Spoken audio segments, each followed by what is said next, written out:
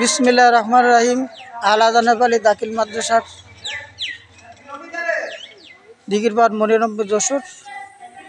আজ ঐতিহাসিক শহীদ জুলাই দিবস ২০২৪ সালের আজকের এই দিনে স্বৈরশাসক শেখ হাসিনার নেতৃত্বে সারা বাংলাদেশে অসহযোগ আন্দোলনের ওপর ছাত্র জনতার ওপর ঝাঁপিয়ে পড়ে তৎকালীন নামখ্যাত ছাত্রলীগের সভাপতি সাদ্দাম হোসেনের নেতৃত্বে সারা বাংলাদেশব্যাপী বিশ্ববিদ্যালয় হলগুলো এবং বিশ্ববিদ্যালয়ের ছাত্রছাত্রীদের এবং বিশেষ করে ছাত্রীদের উপর অমানবিক নির্যাতন করে ছাত্রদের এই আন্দোলনকে দামিয়ে রাখার জন্য তারা বিভিন্ন বাহিনী, ক্যাডার বাহিনী দিয়ে অত্যাচার, নির্যাতন এবং অমানবিক অত্যাচার করে। তার পরিপ্রেক্ষিতে আজকের এই দিনে সারা বাংলাদেশব্যাপী অসহযোগ আন্দোলন আরও তীব্র থেকে তীব্রতর হয়ে ওঠে এবং তারই ধারাবাহিকতায় স্বৈরশাসকের পতন হয়।